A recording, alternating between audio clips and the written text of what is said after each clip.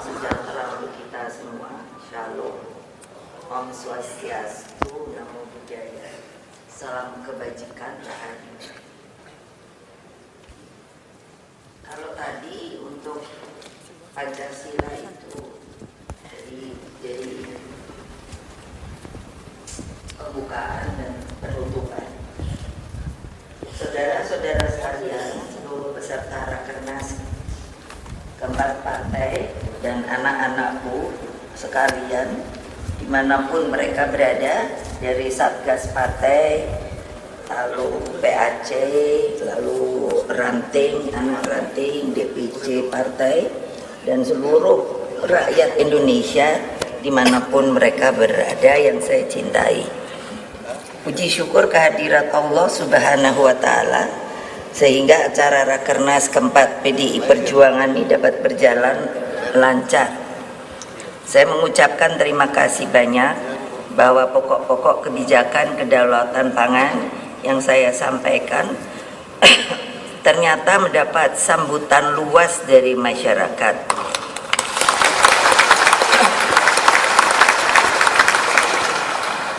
Bagi PDI Perjuangan, seluruh kebijakan kedaulatan pangan merupakan seperti yang saya sebut kemarin, itu adalah suatu perjuangan ideologis.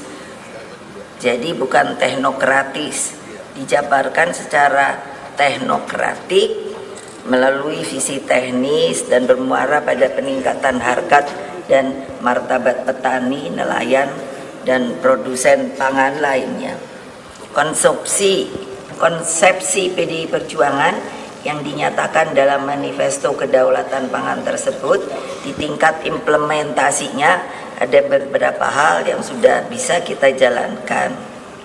Tekad untuk tidak melakukan konversi lahan subur misalnya dapat atau amat segera dapat dilakukan oleh para kepala daerah dan anggota legislatif partai, juga seluruh anggota partai.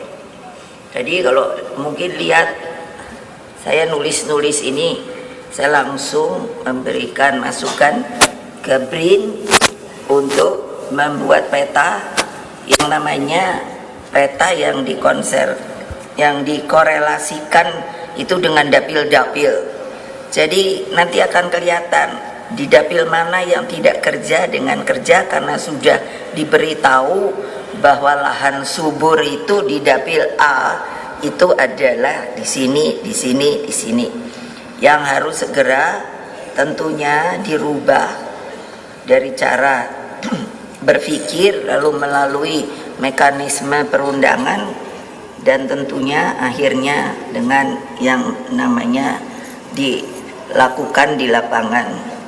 Demikian halnya gerakan mengkonsumsi makanan yang bersumber dari dalam negeri harus dapat dimulai dari sekarang. Seperti yang beberapa waktu dan kemarin pun saya sudah katakan, yang mencanangkan 10 makanan pendamping beras itu pada bulan Maret 2020 yang lalu. Saya saja sebenarnya itu sudah hampir setiap hari sarapan saya itu umbi-umbian, jagung, sukun, pisang. Dan ternyata kan dengan umur saya yang seperti ini tetap masih sehat walafiat, semangat. Jadi nanti juga bisa ditanyakan kepada ahli gizi. Ibu-ibu itu berpikiran yang cepat supaya begitu. Langsung habis ini catat-catat, cari ahli gizi. Lalu bagaimana sih makanan sehat itu apa aja sih? Yang enak itu apa aja sih? Kan begitu. Politik itu seringkali hanya dilihat sebagai penggalangan kekuatan untuk mendapatkan kekuasaan politik belaka. Berbagai cara pun dilakukan. Kalau kita melihat ada yang dengan menawar-nawarkan jabatan strategis tertentu, ada pula yang memberikan privilege kebijakan yang menguntungkan diri sendiri atau kelompoknya, ada yang menawarkan hal-hal yang sebenarnya tidak rasional, namun dianggap wajar demi meraih kekuasaan. Kita ini partai ideologis, artinya adalah tujuannya ada. Jadi kita ini harusnya sudah semua mengerti bahwa kewajiban kita sebagai organisasi politik adalah mengabdi kepada bangsa dan negara. Dalam aplikasinya adalah yang tidak bosan, saya katakan, turun ke bawah bertemu dengan akar rumput. Tetapi kalau yang dilihat sekarang, apa yang terjadi saat ini barangkali sudah dianggap lumrah dengan berbagai pembenaran seperti yang saya suka dengar itu tidak ada makan siang gratis. Padahal kita sendiri kalau bisa nanam di sebidang tanah kita saja sebetulnya itu bisa menghasilkan hal-hal yang sangat dibutuhkan. Seperti saya di kebun rumah saya nanam cabai. Nah, pohon saya hitung itu cabai rawit umpamanya 3 batang saben hari, karena itu kan berbuah, ada yang matang, ada yang ini. Nanti kan dibilang kok ibu bukti lamat. Lo itu hitungan ibu rumah tangga lo. Kalau diambil 1 hari dari 3 pohon itu, kita bisa tetap bikin sambal. Coba saja deh tanam. Sekiranya hal ini menjadi kultur, maka politik akan melahirkan distrust. Distrust itu krisis kepercayaan. Nah, ini bagaimana? Kita apakah juga mau menjadi sebuah organisasi partai politik yang demikian? Namun, hal yang paling membahayakan adalah ketika politik itu kehilangan jiwa spiritualnya, rohnya, roh penggerak berupa dedikasi tulus pada rakyat, bangsa, dan negara. Ketika politik hanya menampakkan wajah mobilisasi dengan watak pergerakan di tingkat atas, elitis, maka watak demokrasi pemberdayaan dengan turun ke bawah akan semakin terkikis dan bisa habis. Coba kalian itu berpikir visioner ke depan. Kalau semua ini menjadi yang seperti saya katakan, berpolitik itu tidak punya jiwa lagi, tidak punya semangat.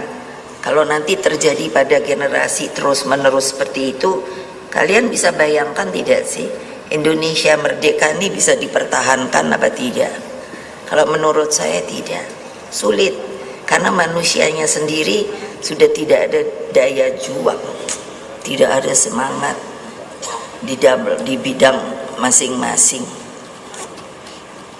Nah, mari kita lihat muncul dalam berbagai konflik agraria, konflik kepentingan, dan berbagai persoalan investasi tanpa melalui kelayakan sosial sebagaimana terjadi akhir-akhir ini.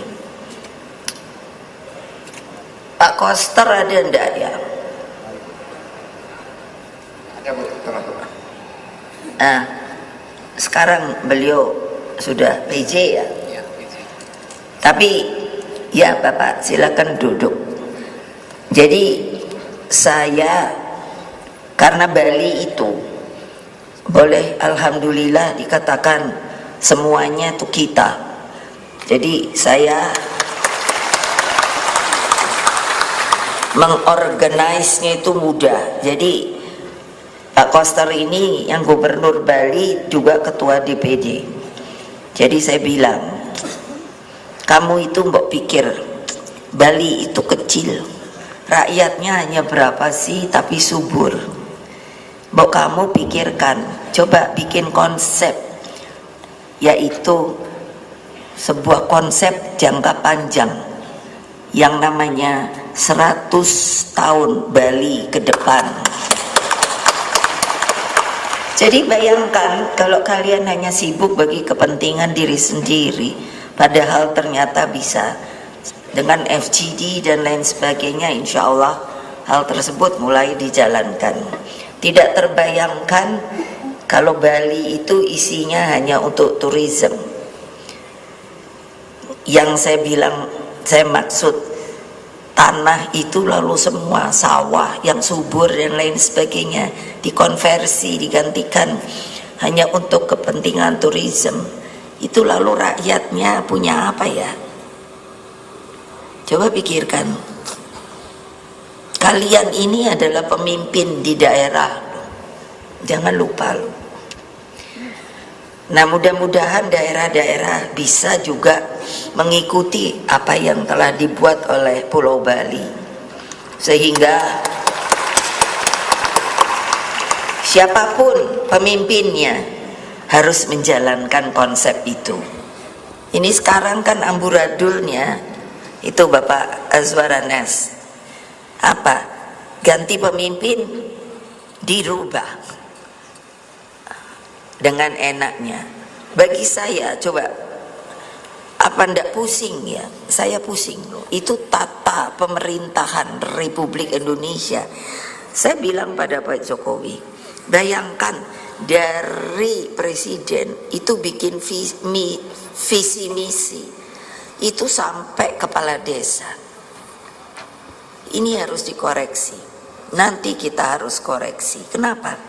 Pasti dari yang visi misi presiden ke kepala desa pasti beda dong, dari sisi daerahnya, dari waktu kerjanya dan lain sebagainya. Sehingga dengan demikian yang harus kita bikin adalah sebuah perjalanan konsep Indonesia Raya ke depan, itu adalah dengan sebuah visi misi ataupun apapun namanya, itu akan merupakan jangka panjang, sehingga siapapun pemimpin akan datangnya, dia harus menjalankan hal itu.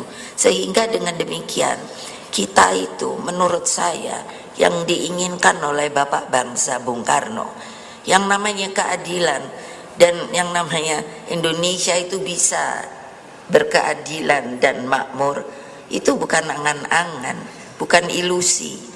Itu adalah sebuah kebenaran, kecuali tidak dilakukan oleh kalian. Jadi politik itu bukan hanya menampakkan wajah mobilisasi. Bayangkan, saya suka lihat kan, wah orangnya banyak ya. Tapi terus saya pikir, itu namanya mobilisasi. Apa kalau mobilisasi? Ngumpulkan secara fisik. Kalau kalian ini kan kalau ditanya, kamu siapa?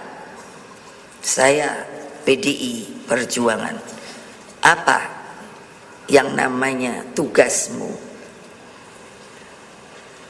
Itu jelas. Saya itu sampai bingung. Lah kok saya bilang Pak Jokowi petugas partai, kader. Lah kok saya diomongkan yang namanya katanya terlalu sombong. Itu adalah ADART di partai kita. Saya pun petugas partai loh, ditugasi oleh kongres partai untuk dipilih oleh kalian untuk bertanggung jawab sebagai ketua umum. Saya pun kader. Tidak mungkin orang lain itu tiba-tiba bisa jadi ketua umum, karena terus siapa yang mau milih kalau tiba-tiba orang luar yang dipilih itu, dan itu melanggar ADART. Nah bayangkan, kok kita tidak diberi kesempatan untuk menerangkan hal ini. Jadi padahal dengan demikian sering kontradiktif. Ada yang mengatakan presiden itu dipilih oleh rakyat. Iya betul, tapi kalau tidak ada organisasi partai politiknya yang memberikan nama, itu kan sudah mekanismenya begitu untuk dipilih. Nah sekarang calon ada 3, itu kan diberi nama oleh partai lain-lain. Jadi harus ditata pikiran kita bahwa itu sebetulnya bukan sebuah hal yang benar. Nah dengan demikian maka watak itu bergeraknya hanya di tingkat atas, elitis. Maka watak demokrasi pemberdayaan dengan turun ke bawah yang saya katakan tadi bisa semakin hilang. Kejadian ini muncul tadi seperti konflik agraria. Saya tidak bisa mengerti, katakanlah, ini kan banyak sekali persoalan di masalah tanah, karena dikonversi sepertinya untuk hal-hal yang lebih bagus. Padahal tidak melihat sebuah visi ke depan. Kalau 1 hektar tanah pertanian itu diambil hanya untuk katakan membangun gedung dan lain sebagainya, berarti ada berapa keluarga? Saya hitung paling tidak ada 3 keluarga kemungkinan karena sudah kehilangan tanah, dia sulit untuk mendapatkan nafkah. Kenapa? Kemarin yang saya terangkan, yang namanya Bung Karno memberi contoh dengan Pak Marhain. Dia semua ada. Hanya yang belum punya adalah apa? Kekuatan, kemandirian untuk lebih daripada apa yang dia punya. Nah, itu harus bagaimana kita lakukan dengan gotong royong. Dengan gotong royong. Kalau kalian sudah tidak mau bergotong royong, tidak mau membela yang namanya kaum papa, yang namanya fakir miskin, untuk nengok saja di kolong jembatan sedang ada apa, itu kalian bukanlah sebenarnya mempunyai roh di dalam sebuah organisasi partai politik yang namanya Partai Demokrasi Indonesia Perjuangan.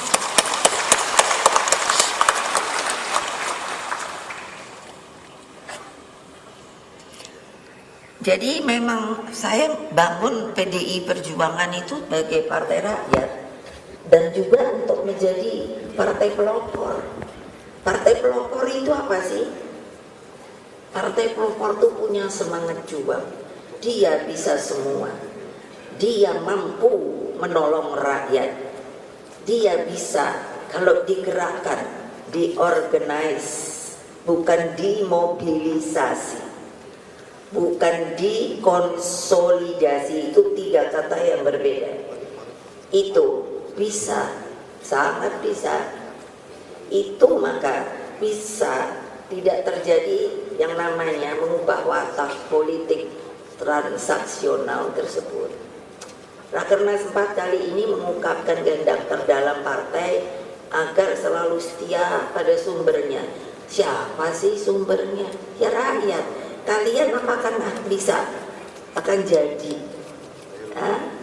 legislatif ini mau tarung, siapa yang akan memilih? Rakyat. Eksekutif tarung, siapa yang memilih? Rakyat. Nah, terus kalian gak mau dekat dengan rakyat, terus kalian mau apa? Coba pikirkan. Karena politik itu, kalau menurut saya, politik itu adalah sebuah kehidupan. Saya berbicara dengan seniman waktu ke Jogja, diundang ke Omah Petruk, bertemu dengan para seniman seniwati yang mengeluh karena ruang mereka untuk berkarya, untuk menunjukkan seni tari kita, tradisional kita itu sudah semakin sepertinya tersisihkan. Kalian itu sebenarnya yang harus membela mereka, membuka cakrawala berpikir mereka, membuat tempat. Saya bilang kantor itu kan rumah partai dan juga rumah rakyat. Di sana bikinlah acara, latihan tari, latihan memasak, itu bisa loh ibu-ibu. Rapat kan tidak tiap jam. Hanya kenapa niat pun tidak ada. Ini yang sedang saya goyang-goyang lagi. Itulah. Karena apa? Kembali politik itu karena kehidupan harus digerakkan oleh nilai-nilai spiritualitas, nilai-nilai moral dan kehendak baik, niat. Kalau tidak ada niat, ya kayak kalian itu banyak yang gak ada niat. mikirin diri sendiri. Nah, jiwa pengabdian dan semangat yang menyala-nyala bagi perbaikan nasib rakyat secara progresif dan berkelanjutan. Kalau ditanya, apa bisa itu? Bisa. Tapi kan tangan saya hanya dua. Oleh sebab itulah saya membuat organisasi politik yang namanya dari Partai Demokrasi Indonesia menjadi Partai Demokrasi Indonesia Perjuangan. Dulu kami kan pernah tidak boleh ikut waktu PDI. Saya kumpulkan semua anak-anak saya hanya bertanya begini, ini kapal benderanya sudah akan patah, apakah kita akan terus berlayar? Apa mereka ngomong? Semua, ibu, teruskan ibu. Makanya saya nanya secara hukum, bagaimana kita bisa ikut lagi ke pemilu? Harus mengganti nama. Itulah saya tambah perjuangan, karena maknanya sangat kuat. Kalau kalian sekarang ikut di partai ini tidak mau berjuang, seperti apa tadi yang saya katakan, ya apa boleh buat? Kedaulatan pangan untuk kesejahteraan rakyat itu sudah mutlak. Itu komitmen ideologis kita. Karena apa? Pangan menjadi cermin budaya bangsa. Pangan menampilkan daya keunggulan bangsa di masa depan. Sekarang banyak negara Afrika itu kelaparan. Kenapa? Tidak bisa yang namanya mengarahkan untuk membuat pertaniannya semakin baik, kekurangan makanan rakyatnya, sampai bayi-bayi pun kelaparan. Coba tolong lihat di TV, saya lihat sampai bantuan dari PBB seperti apa. Bukannya tidak bisa ditanami, karena tidak ada yang mengorganisir. Saya dapat undangan nanti ke Saudi Arabia, dan di sana yang namanya Perdana Menterinya Pangeran Mohammed bin Salman itu telah memberi pesan bahwa sekarang itu ada konsep untuk menghijaukan Timur Tengah. Terbayang tidak? Padahal Timur Tengah itu kan padang pasir. Tapi buktinya apa? Saya diberi foto-fotonya, sudah mulai. Itu bukan Arab Saudi saja loh. Nantinya yang namanya Suriah, Libya, Irak dan lain sebagainya. Pokoknya Timur Tengah. Apa tidak malu kita kalau mereka itu saja bisa? Karena apa? Niat dan apa? Jiwa juangnya untuk membangun negaranya, untuk bisa hijau royo. Coba dong, lah kalian ada yang belum apa-apa udah nebangi pohon. Kalian tuh tahu gak sih pohon itu benernya dari masih biji terus tumbuh dan sampai tumbuh terus sampai dianya akhirnya sudah harus selesai. Beringin itu bisa 300 tahun. Bayangkan kalian hanya menebang dengan cinso paling tidak 30 menit. Masa gak kasihan? Padahal itu tempat makan siapa? Binatang, burung, tupai, dan itu pun bijinya nanti apa? Ditebarkan oleh binatang, bukan oleh kalian. Gak malu ya? Kalau saya malu. Karena apa? Iya, kembali adalah yang namanya pangan itu sudah pasti akan menunjukkan keunggulan bangsa. Kita lihat orang belahan barat, orang asing, mereka itu kenapa sih fighting spiritnya itu kuat? Karena mereka punya musim salju, 4 musim. Artinya apa? 3 bulan sebelum musim salju, nah ini mulai nih, ini sudah Oktober mulai, ketika semuanya putih karena salju, mereka harus menyimpan makanan. Makanya ada acar, ada daging yang dibikin dendeng dan lain sebagainya. Apa tidak malu kita? Padahal kita yang namanya menebar bibit di mana saja itu bisa, dan itu bisa hidup. Tidak malu kalian? Malu. Malu. Kapan malu kalian akan hilang?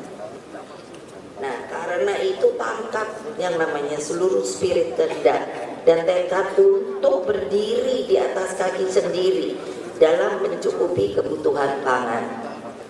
Kesemuanya harus dimulai dari pelakunya, petani, nelayan, beserta produsen pangan lainnya. Tolonglah petani, kalian kalau ada gelar insinyur pertanian, tidak perlu lagi disuruh-suruh. Pergilah ke petani.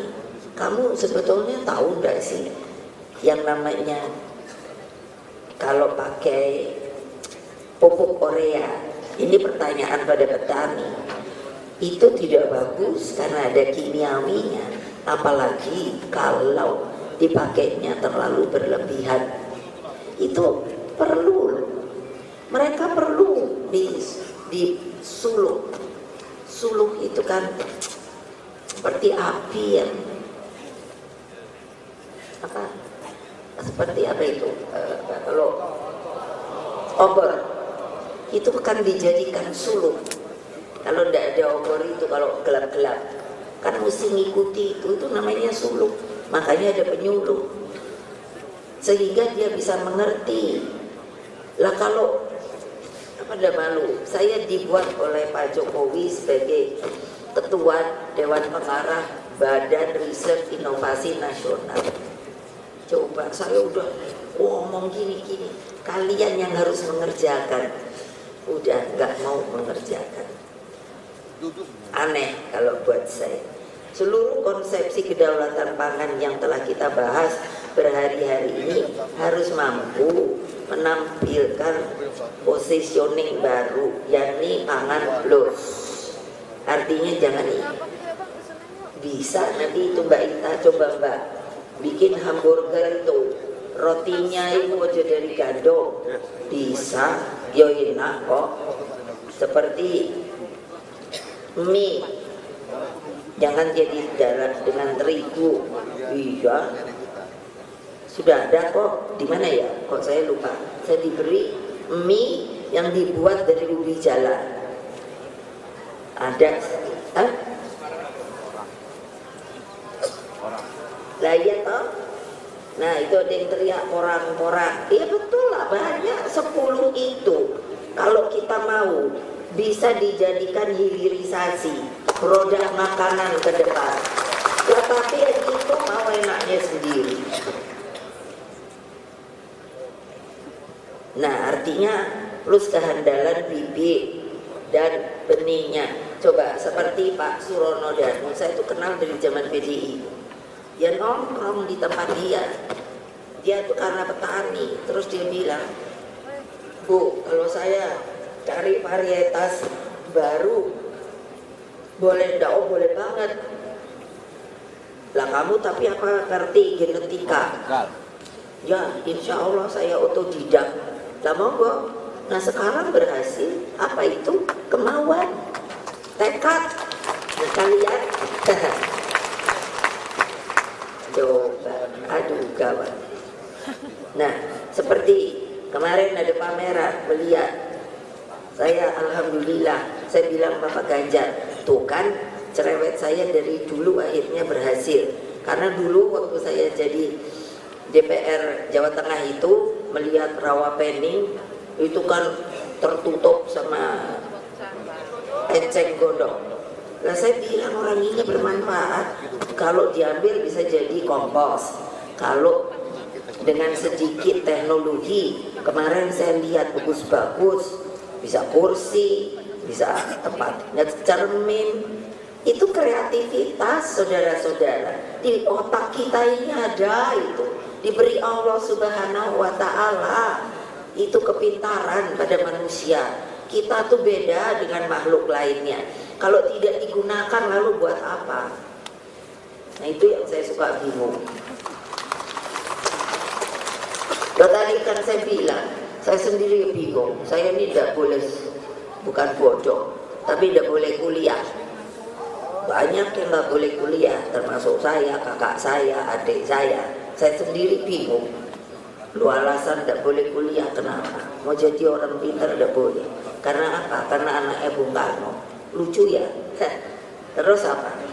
Bapak saya hanya bilang, kamu punya ini, gunakan ini, otodidak, cari pengetahuan di mana saja.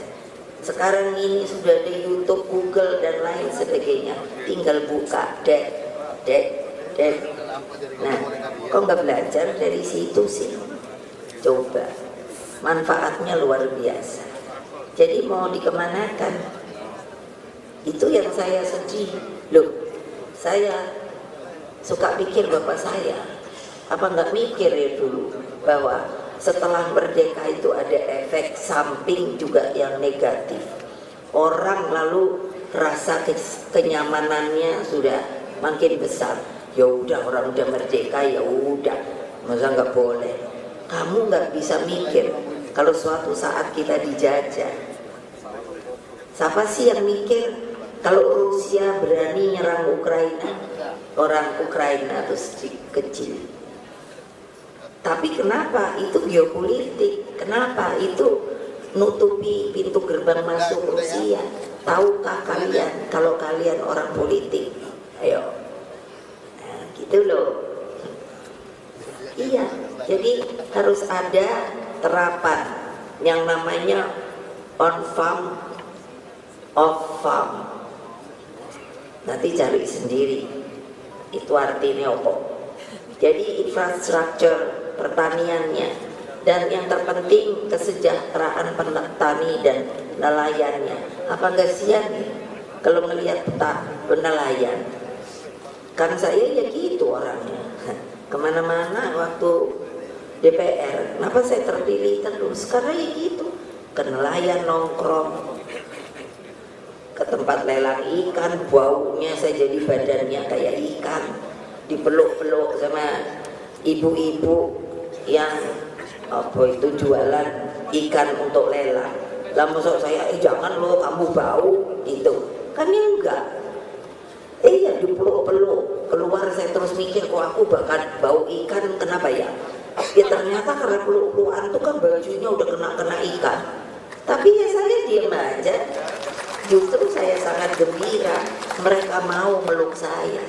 Karena coba kalau kamu datang gak dipeluk kayak yang namanya disulsel, saya cuman terus bismillah, mana sulsel? Itu dulu banyak yang namanya kena lepra. Jadi kalau salaman, maksud saya lihat dulu tangan orang bahwa oh tangannya komplit, saya rasakan, waduh jarinya nggak ada nih. Nah, itu karena apa? Lepra. Tapi apa? Saya bonding sama mereka, nggak pilih-pilih kasih. Ya salaman, saya bismillah, ya Allah, saya jangan ketularan. Sampai hari ini saya sehat walafiat. Itu juga berkah Allah loh. Coba kamu ini pikir loh, contoh tuh ada ibu kamu sendiri loh. Masa sih kalau untuk itu aja kamu nggak bisa gitu? Pasti nggak usah ngomong, kamu akan dipilih. Coba itu pengalaman saya saja. Jadi gimana saya harus mengatakan pada kalian bahwa perjuangan tuh memang harus, tidak bisa duduk-duduk tengok-tengok aja gitu loh. Aduh, jadi PDI Perjuangan memperkuat arus politik pada suatu hal yang lebih hakiki, yang berkaitan dengan seluruh kehendak untuk memajukan negeri. Lah kalau anak stunting ribut, saya urusan stunting mengingatkan itu beban kalian. Mau sekolah karena ininya IQ-nya udah tinggi, terus mau disekolahkan di mana? Di tempat sekolah anak ini cacat. Ayo, saya kagum banget. Sekarang ini lagi populer kan, ada siapa namanya, seorang penyanyi yang matanya itu tidak bisa melihat.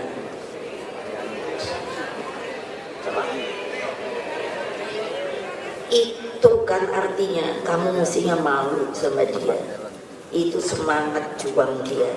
Coba ini kamu komplit, tapi senengannya coba, aduh saya sampai nangis ketika dianya apa? Di mana namanya? Itu yang di luar negeri itu loh. Ya opolah ya, gitu perlombaan. Sampai jurinya itu semua bangun 4-4-nya langsung tet. Artinya sama semua. Karena apa? Lah orang seperti itu nuwun sewu bisa mau dan dia bisa sampai masuk ke dalam sebuah arena luar negeri, buat saya luar biasa. Coba terus kalian ibu-ibu yang seperti saya bilang, terus anaknya stunting, pusing saya. Mau masuk angkatan nggak bisa, karena anak stunting tuh mungkin kira-kira mungkin paling tinggi 140 kali ya. Ayo coba. Dan dia sendiri kasihan, bisa sampai rendah diri. Kalian apa nggak mikir ya? Itu keturunan kalian. Tolong, itu harus diberi apa? Makanan yang sehat yang lagi kita bicarakan. Jadi gimana ibu-ibu tuh ngomong, masuk kampung, keluar kampung, ajari ibu-ibu, bu salah bu kalau cara kayak gini, gitu. Wes rambutnya diikat baik di sini, wes gitu baik, gitulah.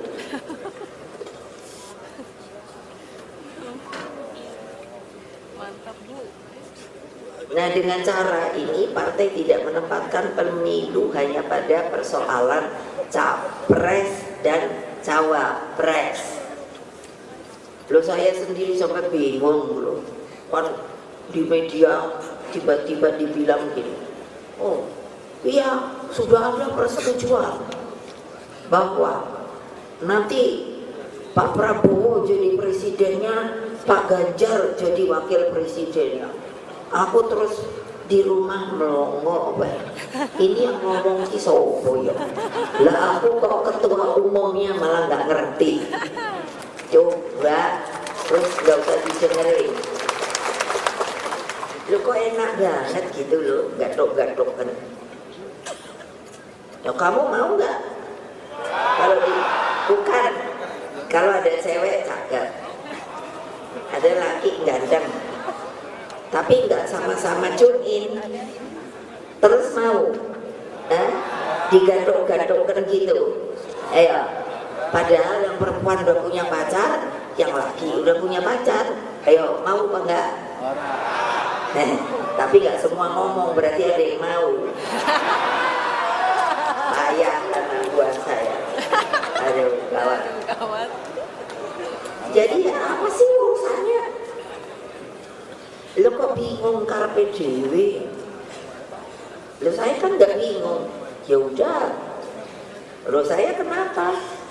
Bukannya lalu sombong enggak? Karena diberi oleh Kongres Partai sebagai petugas ketua umum untuk mendapatkan hak prerogatif. Jadi ngapain saya ngomong sama orang? Itu kan lagi nggak punya hak prerogatif lagi. Kenapa diberikan kepada saya? Karena orang yang memberikan hak prerogatif itu sangat tahu bahwa ibu pasti akan memilih yang benar. Nah,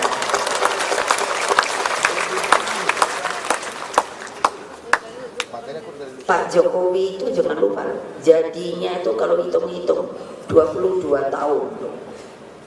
Lama loh. Dari wali kota 2 kali, gubernur berapa tahun ya? Gubernur 2 tahun, 2 tahun. Hah? Ya belum selesai, terus dijadikan ini capres. Coba saya hitung-hitung 22 tahun. Cobain. Nanti ada yang bilang, wah itu udah gak usah diomongin dah. Jadi apa sih? Pemilu yang merupakan persoalan masa depan tentang bagaimana membangun kesinambungan. Jadi ya dimulai dari masa Bung Karno yang telah membuka gerbang kemerdekaan, juga ketika saya memimpin dengan menyelesaikan berbagai krisis ekonomi, politik, dan sosial hingga membuka gerbang demokrasi untuk rakyat. Kini begitu banyak kemajuan pada masa Presiden Jokowi. Kesemuanya harus menjadi satu nafas kepemimpinan PDI Perjuangan hingga pada saatnya nanti. Melalui perjuangan kita semua yang menyatu dengan rakyat, saya yakin, hakul yakin, ainul yakin, insya Allah kalau kita kerja keras, Ganjar Pranowo bisa menjadi presiden ke-8.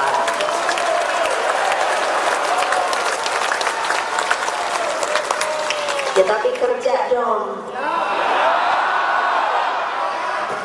Tanpa kesinambungan kepemimpinan di atas, maka politik hanya menjadi impian, irama kepentingan. Bayangkan, umpamanya aku nonton apa yo dangdut, jadi itu kan impian kan. Terus pura-puranya saya jadi penyanyi dangdutnya gitu. Cocok nggak ibu kalau jadi penyanyi dangdut? Nah.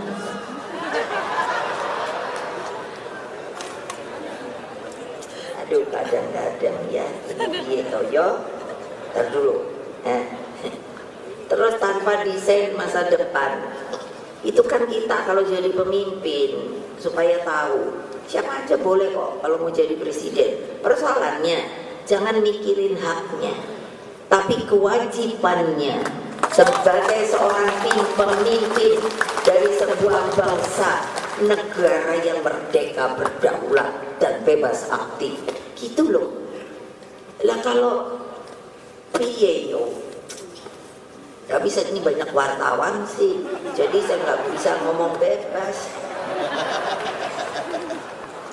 Soalnya kata Mas Nanan Mbak Puan, saya sudah diindoktrinasi. Tapi saya nggak mau kasih tahu. Gitu.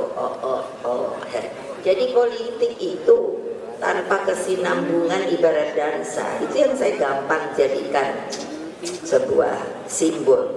Jadi kadang maju, kadang mundur, kadang berputar. Jadi sesuai selera.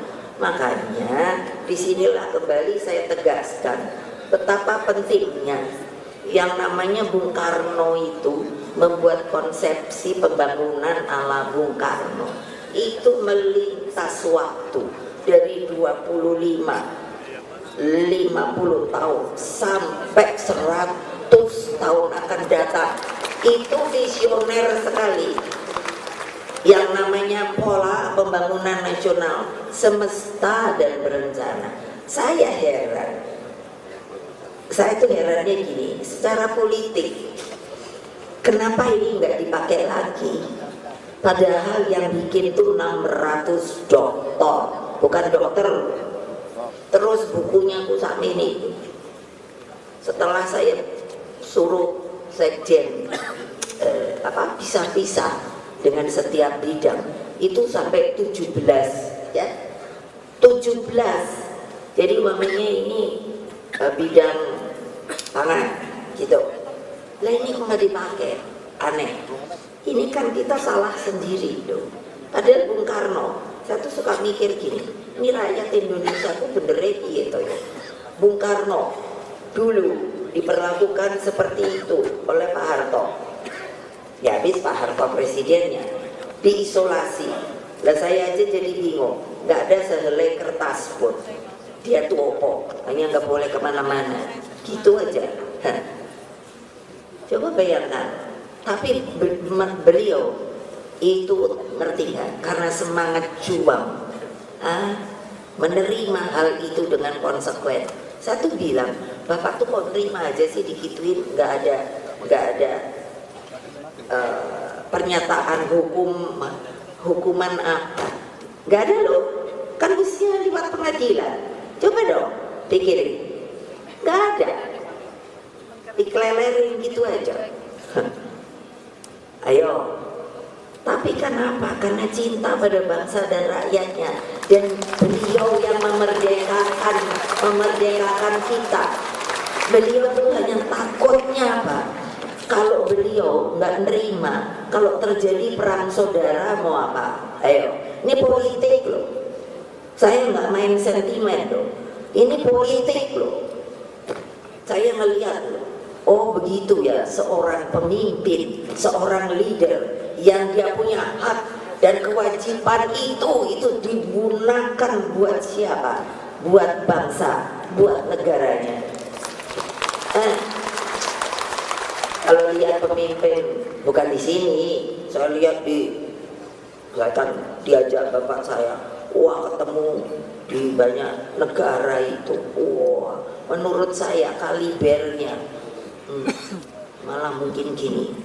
Nah seperti saya ketemu di Amerika Presiden Kennedy, waduh udah ganteng, udah pinter.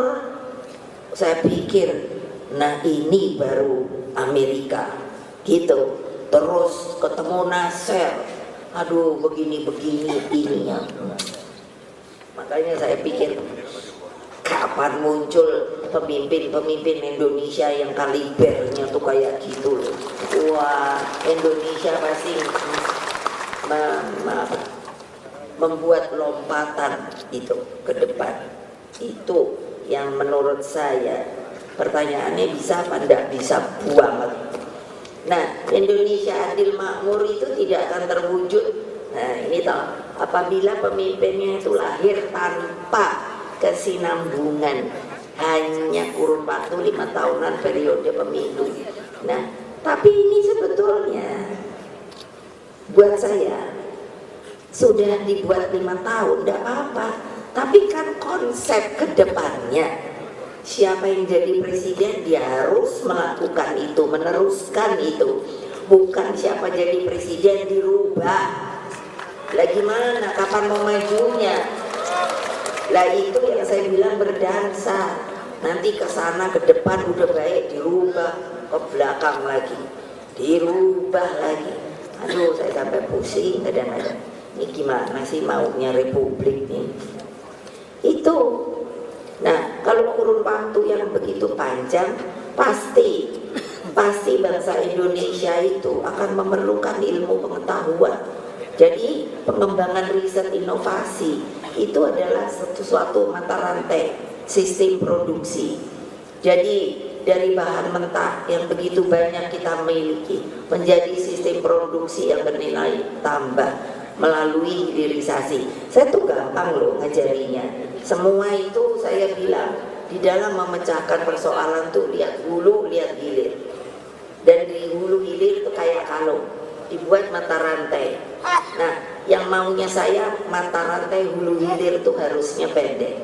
Tetapi kadang-kadang di mata rantai itu ada namanya problem, kesulitan, kekurangan. Nah, ini kan yang harus dibuang sehingga kalung itu jadi cuman segini. Nah, siapa yang mengerjakan? Kalian dong. Kalian dong. Untuk mengatakannya kepada siapa? Kepada rakyat. Lah petani saja. Coba, itu yang saya tadi bilang, urea itu harus dengan dosis. Tapi karena mereka pikirnya gini loh, saya itu sampai ya mau ketawa. Ingat saya ngelesot di apa itu pematang sawah. Nanya, ini pakai bahasa Jawa kan? Pakai pupuk apa? Ini mbak, urea. Jangan, kalau urea itu kalau kebanyakan nanti tanamannya pada mati. Bosan, saya tidak tahu. Lah kalau orang makan aja banyak tambah gemuk loh Bu. Lah mosok ini kalau ureanya ditambahi nanti tanamannya nggak gemuk. Loh, itu pikiran sederhana dari petani yang kamu mestinya ajari gitu, nelayan. Coba kalau ditanya, ini kamu mau kayak ke Cirebon gitu, kamu mau apa namanya, mau nangkap ikan apa yang kamu mau tangkap? Ya belum tahu Pak. Lo kok belum tahu? Terus maunya apa? Ya kalau sekarang kalau Tenggiri apa gitu. Terus tahu tempatnya Tenggiri sama ini di mana? Ya nggak tahu, agak kasihan. Emang nggak kasihan. Cobalah pikir. Siapa yang dari bapak ibunya dari tani atau nelayan? Angkat tangan. Pasti ada. Nah, tuh. Ini kan ada yang ngomong gitu loh, kamu tuh bekerja memperbaiki kehidupan keluarga besarmu.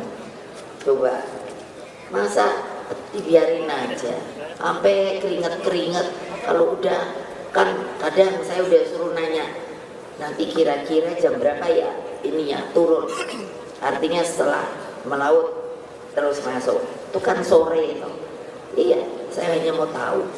Terus ada yang dapat gitu, saya nanya, boten mbak,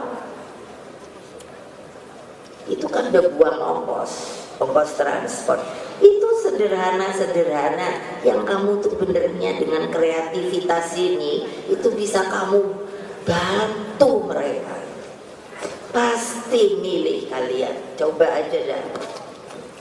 Kalau nggak gitu yang mana mau mereka, ngapain dia nggak nolongin.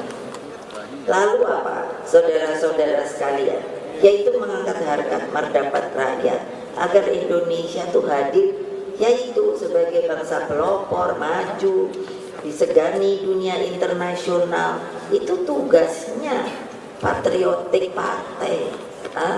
Patriotik tahu enggak, yaitu punya semangat gitu, semangat juang patriot. Membangun Indonesia Raya tidak bisa hanya dengan untaian kata-kata manis, namun harus penuh perjuangan, konsistensi dan kesinambungan. Ini yang saya jadikan tagline adalah fakir miskin diambil diurus oleh negara. Itu betul-betul kalimat Undang-Undang Dasar Republik Indonesia. Kalau ada yang bantah, dia nggak ngerti ketatanegaraan Republik Indonesia ini. Bayangkan, lah kamu aja, ya pergi deh ke rumah kumuh itu loh. Siapa yang dari Jakarta?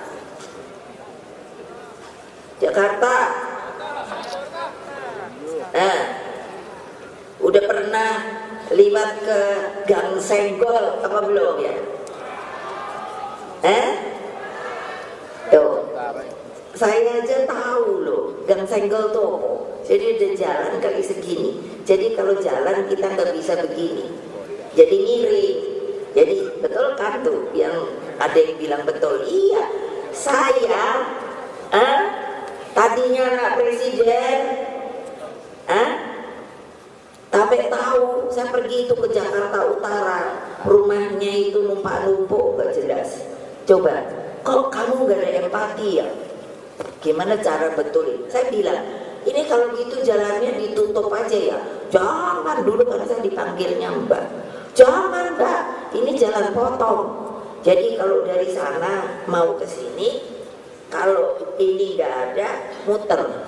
Ayo, muter. Sampai sekarang berarti masih ada tuh. Padahal saya tahun 86. Apa nggak malu kamu sama saya? Kalau saya benar-benar ketemu rakyat gitu. Loh ya.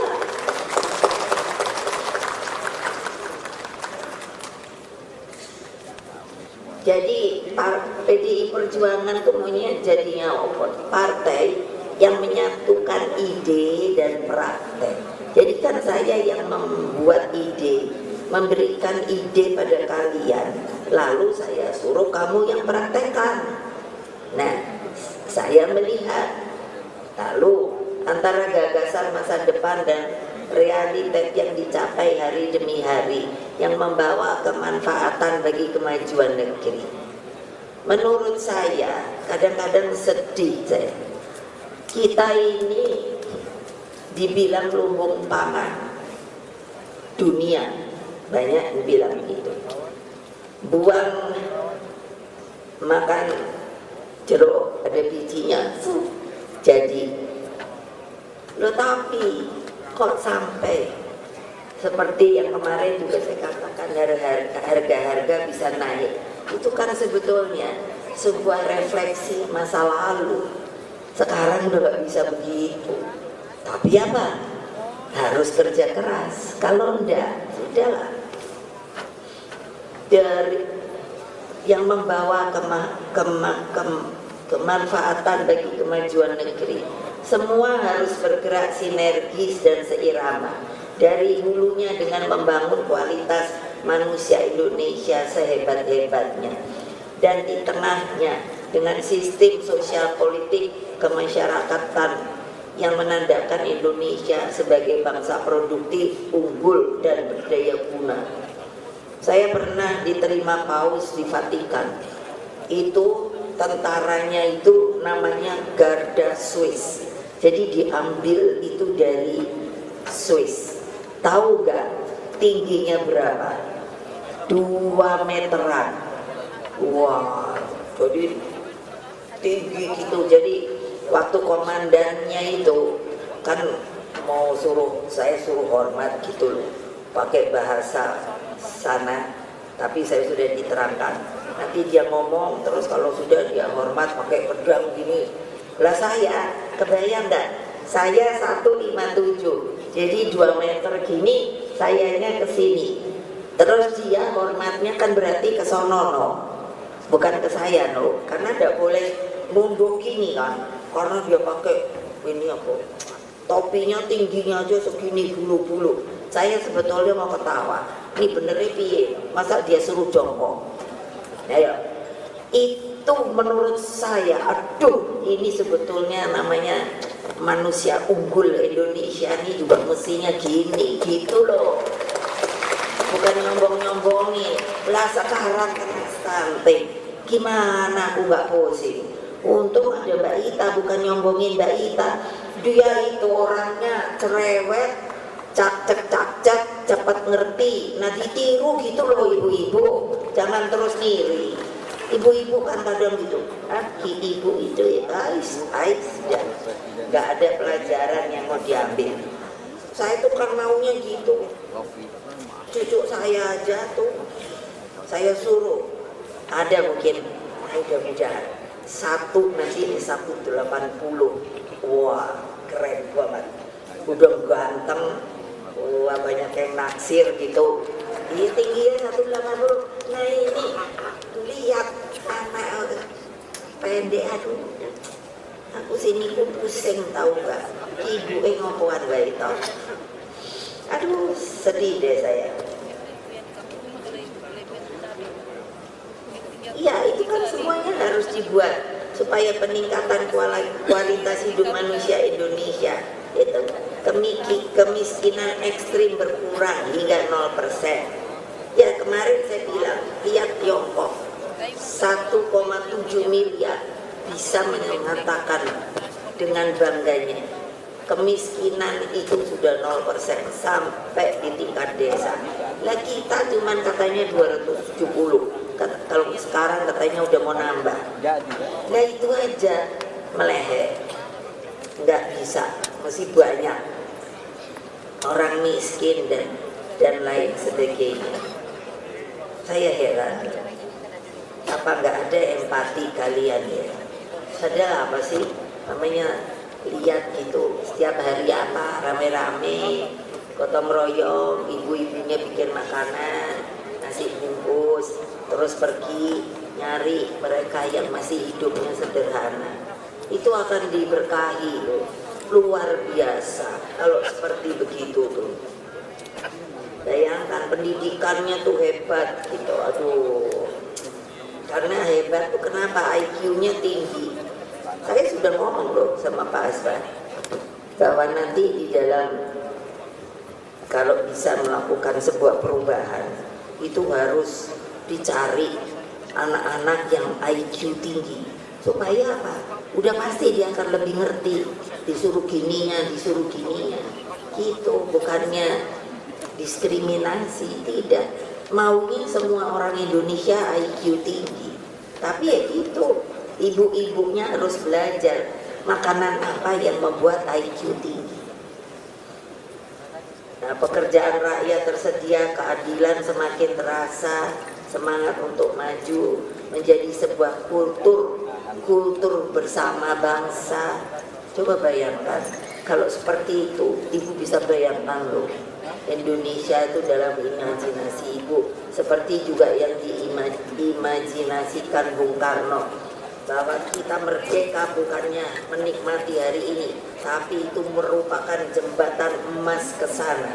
Itu makanya bisa sampai 100 tahun, 200 tahun, 300 tahun dengan yang namanya wah, generasi barunya itu keren-keren, tinggi, terus kelihatan gitu, matanya bersinar, terus terasa sekali yang mau menjadi pejuang gitu, terus IQ-nya pada tinggi-tinggi. Waduh, aku pikir kapan aku ngalami koyo-koyo ya. Ya kalau ibu kali udah di sana lah. Gitu loh. Ayo dong, ibu-ibu loh. Yang lagi punya anak gadis, coba tanya. Ini, angkat tangan. Siapa yang ibu-ibu yang anaknya masih gadis? Nah, diajarin. Nanti kalau ini cari pasangan itu yang tinggi, yang ganteng, terus yang IQ tinggi. Nanti yang keluar produknya pasti juga keren. Udah nggak usah bapak-bapak yang tadi kemarin ibu bilang di toko tadi ya. Iya, udah nggak usah aja. Tuh, katanya Pak Oli meralat bahwa IQ itu datangnya dari bapak-bapak, dari ibu-ibu. Iya iyalah, tapi kan kalau dipadukan lagi bapaknya yang IQ, saya tuh suka mikir, saya kan pernah di psikologi, itu rata-rata itu kan antara 90-an. Terus saya juga mikir, wah kalau di atas 100 gitu kan keren gitu. Karena apa? Dari sinar mata aja kelihatan. Waduh gimana ya? Susah ngomonginnya. Lalu kalau ditanya tuh langsung jawab kakak gitu. Aku seneng banget. Ini peneliti di BRIN itu 10.000. Kalau lagi ketemu gitu, wah kalau ditanyain tuh wah cepet jawab. Tapi apa? Masih ada kelemahannya. Sama juga kayak kalian. Kamu sudah menjalankan ke lapangannya itu di mana? Kapan? Ada diam semua. Jadi teoritis. Nah ini yang saya nggak mau. Mesti turun ke bawah. Coba ya tahun berapa ya? Yang namanya impian saya itu bisa terkabul. Bisa loh. Gimana yang ngomongnya? Anak-anakku seluruh anggota dan kader partai dari segala tingkat, dari anak ranting dengan satgas juga, PAC, DPC, DPD hingga DPP partai. Coba ya, saking mereka cinta dengan PDI Perjuangan, itu sampai satgas itu, kan itu terbentuk tahun juga waktu zaman PDI. Coba sampai hari ini mereka banyak yang masih setia loh. Sampai udah tua-tua masih kalau dengar ini kayak gini. Itu yang apa kerepotan nih ya Pak Sekjen. Karena kan kita perlunya sekian ribu tuh. Terus pada ngomongnya gini. Oh, kalau memangnya apa harus ada ini, harus ngongkosi. Kita udah bisa Pak ngongkosi sendiri. Keren nggak? Itu seorang satgas loh, satgas kita loh. Nah kalau satgas saja bisa gitu, kalian yang udah jadi penggede, mesti yang akan lebih daripada satgas. Waduh, mereka coba di sana tuh, kayak apa? Oh, kan maunya pakai seragam, wes tak kasih seragam gitu. Iya juga, masa heran loh saya, kalian itu jadi orang kok kayak gitu ya. Ya gitu, makanya kebayang nggak yang absen aja udah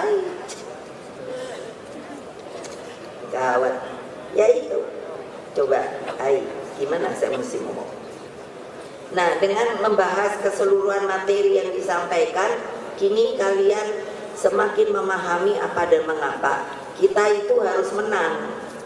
Nah, bagaimana cara memenangkannya? Dari pemahaman terhadap aspek historis, ideologis, dan tanggung jawab terhadap masa depan. Maka strategi pemenangan PDI Perjuangan dan Ganjar Pranowo kini semakin kokoh. Tadi pagi kan ibu bilang, ibu nggak suka lihat survei, tapi iseng aja tadi pagi-pagi. Wah, Pak Ganjar tuh udah naik tung. Ya tapi terus kalian nggak kerja, ya tung. Ayo, piye, gawat. Gitu loh. Ditambah dengan bonding antara sesama anggota dan kader partai, bonding dengan pimpinan partai, bonding dengan rakyat. Terus kerja politik selama berhari-hari ini saya yakini semakin menyatukan chemistry juang kita. Kita memiliki chemistry yang sama dalam pergerakan turun ke bawah. Dengan seluruh bekal itu, segeralah kembali ke rumah masing-masing. Langsung, itu apa ya, instruksi ibu itu, wah begini yang tidak boleh saya lakukan, kalau nanti dapat sanksi apa, ini itu tadi kan udah dengar tau yang Pak Hasto bilang, iya nanti kalau makin banyak ya begitu juga. Perhebatlah semangat juangmu, lalu sosialisasikan hasil rakernas ini kepada masyarakat luas.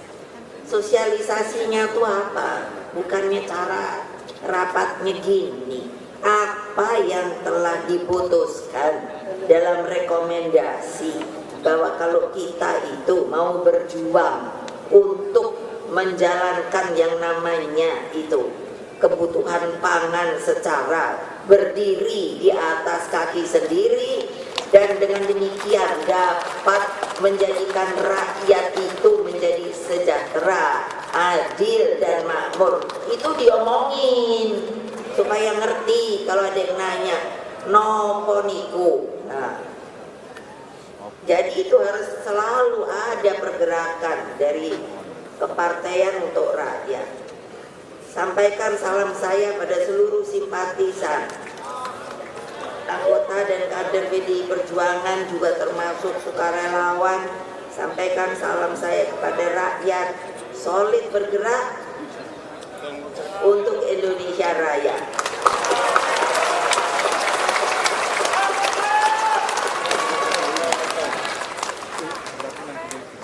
Bersatu kita,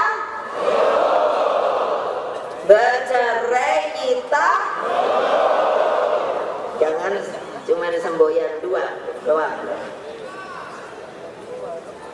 Ya kamu teriak merdeka tapi terus gak kerja.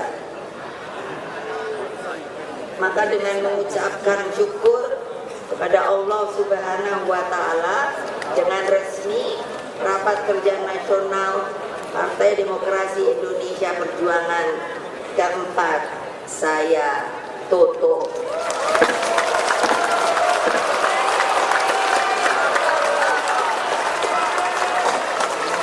Wassalamualaikum warahmatullahi wabarakatuh. Om Santi, Santi, Santi Om. Salam Pancasila. Merdeka! Merdeka! Merdeka!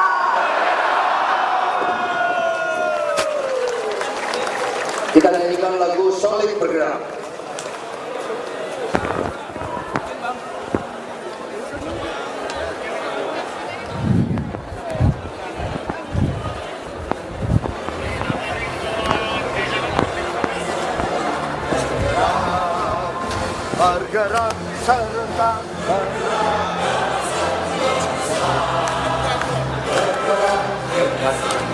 semangat.